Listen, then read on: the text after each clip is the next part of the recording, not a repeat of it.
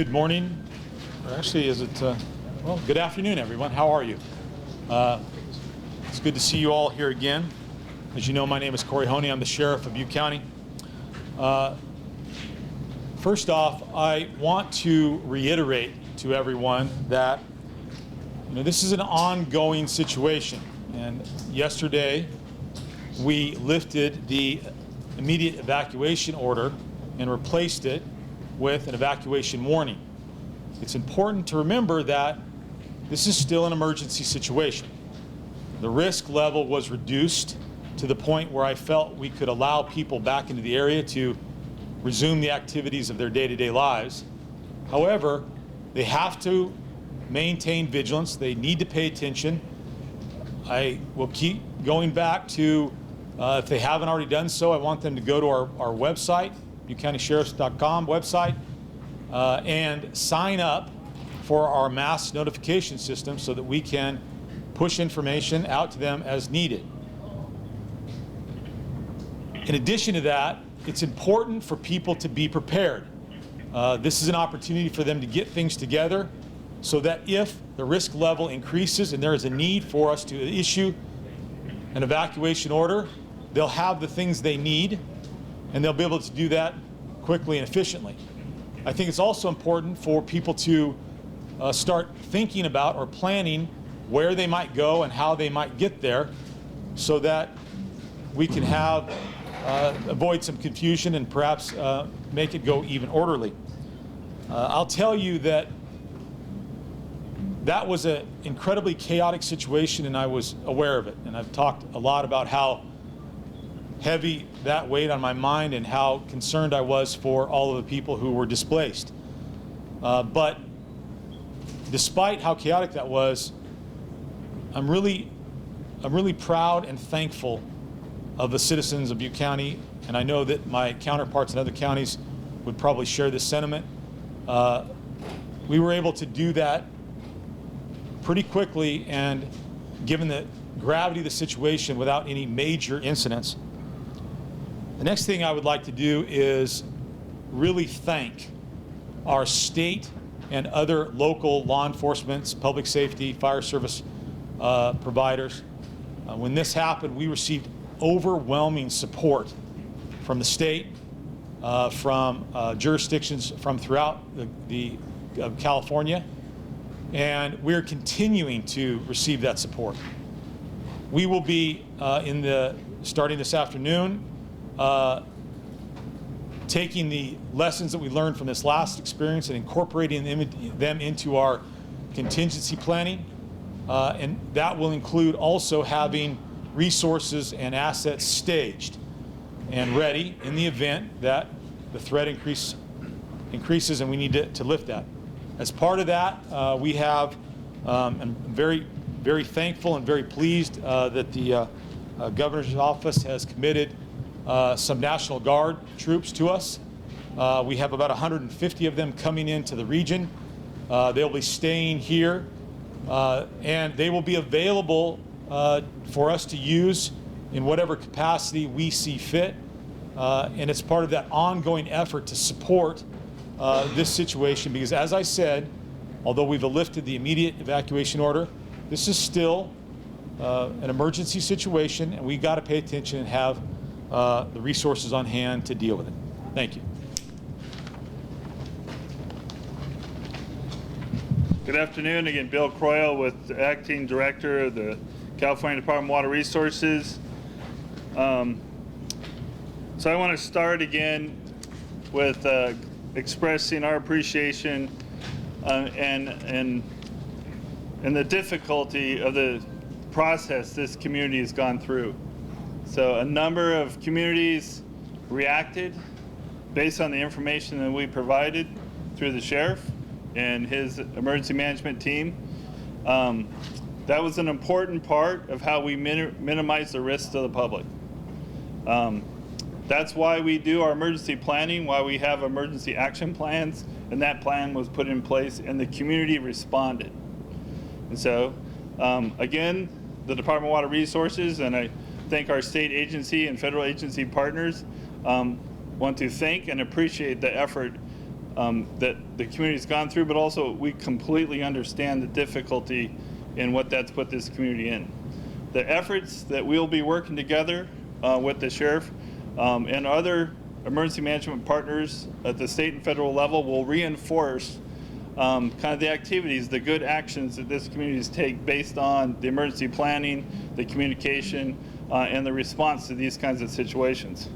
As the sheriff indicated, we still are working through a very difficult situation at the dam. The dam structure is safe. We are working on those areas that have been challenged by the loss of a portion of the spillway. The spillway has been stable for a number of days now. It's stable at this 100,000 cubic feet per second that we're releasing now. We want to keep that rate up as we continue to move more water out of the reservoir to be able to absorb some of the wet weather that we're experiencing apparently right at this moment, and then into the future days and weeks. That's an important part of how we manage the reservoirs in general. In this case, it's a little bit more challenging because of the condition of our spillway. I can't believe how much work that our construction crews, our technical specialists, our design engineers, and those other supporting functions, what they've done in the last couple days to move material into the area below the emergency spillway. Okay, so that work is progressing. That work will continue as long as those both the ground and the air condition or air the wind allows helicopter work. We're going to stay on that and continue to provide that corrective action and then that preventive measure in place to armor up that particular area. We've taken almost 20 feet of the reservoir water surfaces out of the reservoir, which poses far less risk to all of the infrastructure that we have here. But as I've indicated before, a lot of water is still up within the watershed. And again, we're monitoring and evaluating that on a continuous basis to see how that, when that runoff comes, we understand how much and when that'll come and then how we manage that at the reservoir. As I was walking in, I was handed our latest model runs here for the next couple small storms. These are fairly small storms, especially compared to what we saw before. And when I say that, those are modeled based on the expected or forecast snow line, which is how much rain or snow we'll get. And so with the high rate of release we have from the reservoir right now, which is 100,000 CFS, we actually won't see or shouldn't see a bump in the reservoir. Okay, so that means even though we have water coming in right now about 20,000 CFS and we're removing 80 or 100,000 CFS, in other words, that the difference is 80,000 CFS. So we're moving more water out. So if we get additional water in with this reservoir, say another 20,000 based on the forecast that we have, now it's a total of 40. So that means we're still removing more water from the reservoir than we would receive by the storm event coming in here in the next day or so. That allows us to continue to prepare for future wet weather and runoff where we might see these higher flows, say much higher, even above 100,000, where again that makes the reservoir be able to absorb that and really not pose an additional threat to overtopping or exceeding the ability of the spillway to release that water. I think that's an important part. So again, we're making great progress on the construction. We will continue those activities as it relates to providing that protective measure as long as, again, the ground conditions support the truck traffic and the air, the wind conditions allow for air operations with the helicopters. Right now we have 96 construction personnel working around the clock. So again, this is a 24/7 operation. We have placing 1,200 tons of material in the spillway per hour. That's a lot of material moving through the area. What's the It's in the the area below the emergency spillway. Okay, so that production rate is amazing. And certainly this community has seen an awful lot of trucks, et cetera, go through, a lot of helicopters flying around, and that's an important part of our proactive contingency plans that we're putting in place to protect the emergency spillway should we need to use it again. Again, as I said, we're going to continue to keep the construction crews in place as long as it's safe to do so. Again, whether it's ground conditions or wind conditions. We'll continue to manage the reservoir releases. Again, as we look at these storms coming in, we're feeling very good about the reservoir conditions. And in fact, along as the weather kind of plays somewhere along the way it's forecasted, we're looking actually at reducing the amount of water that's being discharged through the flood control spillway, or some are calling the main spillway. Okay, so I guess I'm putting out there, don't be surprised if we start backing off of that release. That's an important part, as I've learned in the last couple days. That's an important part as how we manage how that water is coming from the reservoir and flowing through the flood control structure and then out of the down the concrete chute that was damaged. And so again, we're looking at that planned ramp down based on the design criteria for the dam. So the idea there is, of course, we don't want to tear our flood control structure up any more than it already has been torn. And so that's a critical part. So I guess I'm saying don't be surprised if you see the department reducing those releases. Again, we're looking forward based on our forecasts, and at some point later in the month we may see a little increase in reservoir operations, but again, we have an amazing amount of storage that we continue to improve on a regular basis. Maybe to back up a little bit, for those that are watching reservoir elevations, I've talked a little bit about this number of our primary target is 850 feet above mean sea level. Right now we're at 878 feet as of about 10 o'clock this morning. Again, we're dropping somewhere around 8 inches an hour. So that's, again, a significant improvement as we move through that process. As I said, we don't anticipate a rise in reservoir elevation here in the coming days, but we continue to monitor the weather and forecast that forward into the future.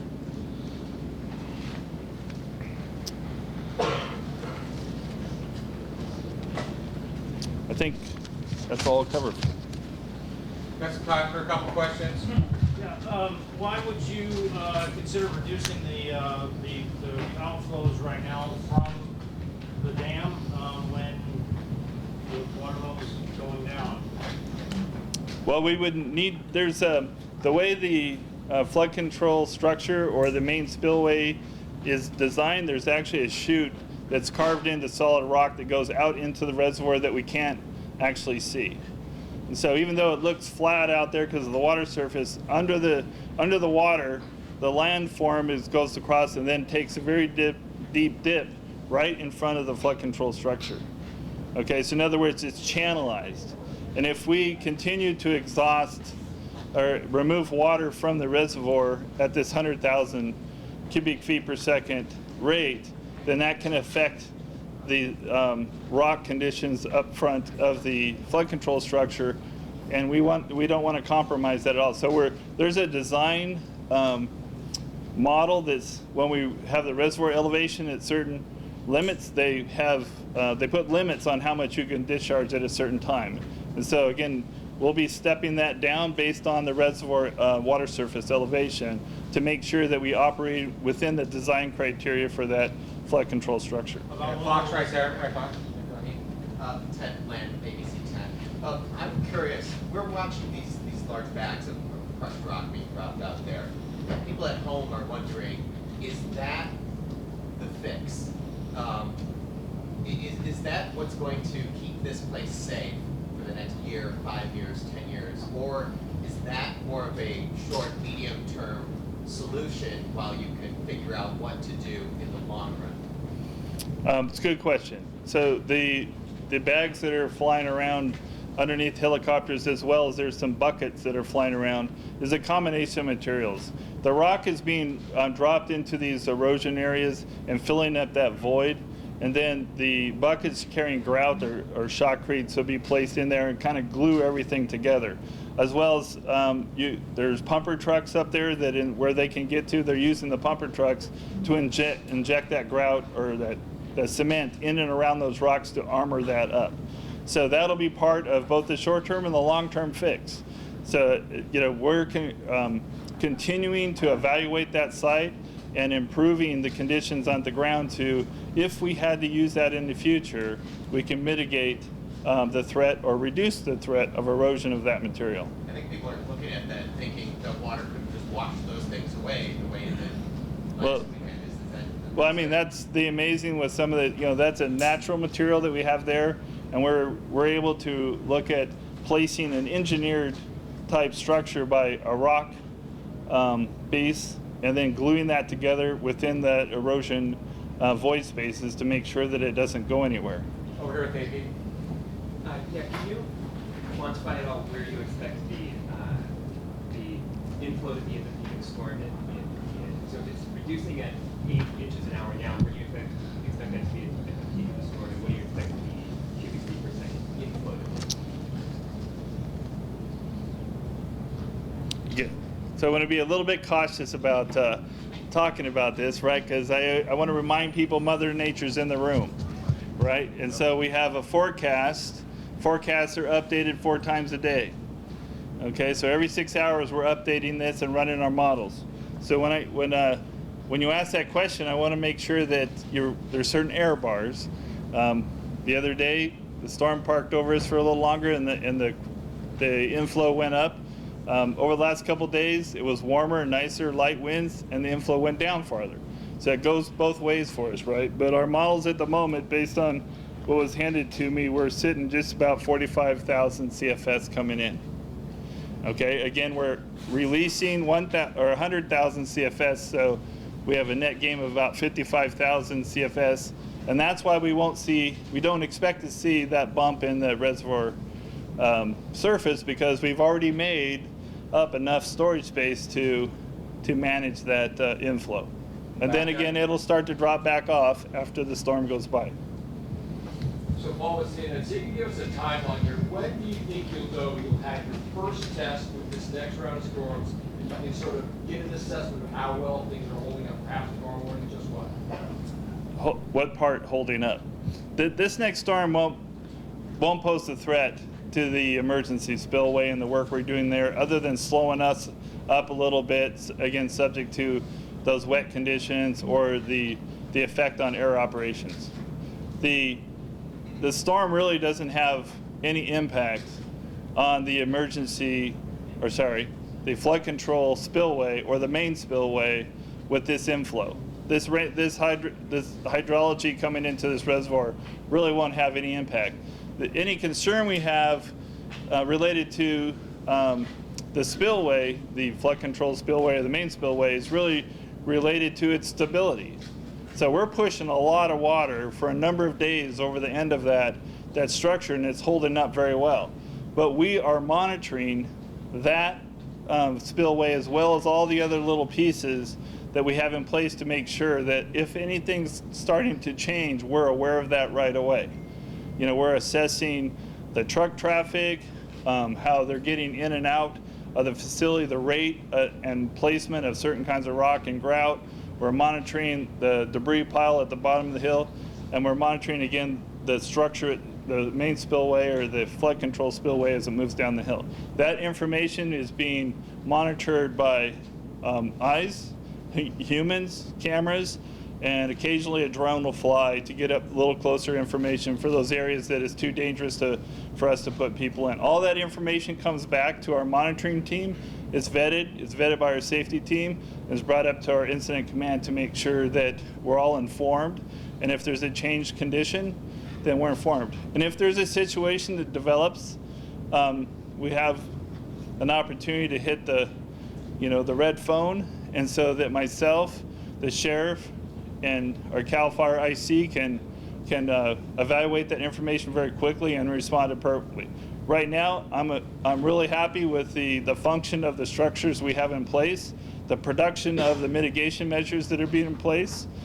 We have additional contingency plans put in place, and we're implementing some of those to make sure that we're doing everything we can to reduce the threat to the public. Fox Marty. With all this material kind of being placed in this area, to piggyback off of this question, how stable is the ground underneath the spillway? Is there a concern that water could seep through underneath? I think the concern that was identified in the emergency spillway is really related to how the erosion affected that material. And so the armoring of that material will mitigate the threat of that erosion in the future. So as we continue to armor and pretty much glue it together, so to speak, that will help us, if we had to use that facility again, that we could use it and minimize that threat. So, are you monitoring, is the concern now the main spillway? I mean, it's been stable, you said yesterday, for 4 days, 5 days now. How do you monitor it? What does that situation look like? We've been so focused on this emergency spillway the last several days. If you can kind of explain that. Sure, it's a good question. We're monitoring and concerned with all of this facility, right? There has been a lot of discussion. There's a lot of visual activity related to the mitigation work that's needed to armor up and protect that site. So a lot of trucks, a lot of concrete, a lot of helicopters. It's kind of like a war zone for all the right reasons out there. So that's not the only place that we're concerned about. We're concerned about the flood control spillway and its health and maintaining that structure. We're monitoring the lower portions of that chute. Again, they've been very stable. We're really happy about that. We're also taking other protective measures to make sure that stays that way. We're managing the debris that's moving down the hill as part of the erosion, as part of what's the lower part of the spillway. We're taking protective measures on the powerhouse to make sure that it isn't compromised by the water that's pushing up against that. All of those things need to be monitored, constantly adjusted, and that's why we have a wide variety of contingency measures, some that are being put in place. We have, continuing to improve our communication, putting additional remote cameras up so that we can push that information quicker back to the incident command team so that we can get more people's eyes on the situation. That doesn't mean that things are changing. That means that we're aggressively attacking the environment to make sure we understand everything that's happening or not happening. Okay, we got one more question and time for one-on-ones, Mike. Sure. Sheriff, can you address how many incidents you've had of looting and how many arrests have been made? Well, I'm glad you asked that question because we've had no incidents of looting. That was a misreport. Don't have it. Certainly, we have had burglaries. I think the looting came about as a result of a standard burglary, and that was misinterpreted. My understanding is that we've had a number of burglaries. We've had, over the last couple of days, several hundred law enforcement officers in all of the areas where the evacuations took place, patrolling to try to prevent that. My understanding, as of today, we had law enforcement officers, some of my deputies actually catch some people in the act of doing a burglary. My detectives. Burglary is when someone enters a place to steal, but it's typically isolated to one individual.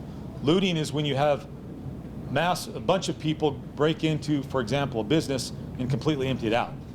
We didn't have anything like that. Burglaries, regrettably, happen all the time. Looting is a rare occurrence. So that's the difference right there. And how many arrests? I don't have the number of how many arrests. But I do want to take this opportunity to add one additional piece, which I think is critical to this entire operation. Before I came up here today, my staff advised me that we were asked to put out a message on social media that private people should refrain from coming up here and flying their drones over the site. I understand the interest. I understand that people want to use those drones to get pictures and video. The problem is, if they're up there flying those drones, it interferes with our air operations. If you interfere with the air operations, you slow down the progress. That's a threat to public safety. And not only is it a threat to public safety, that is a no-fly zone. So my staff will also be looking, if you're in there in the area and you're flying drones, we're going to address that, and that may result in arrests that I can report to you later. Okay? All right, thank you guys. Thank you.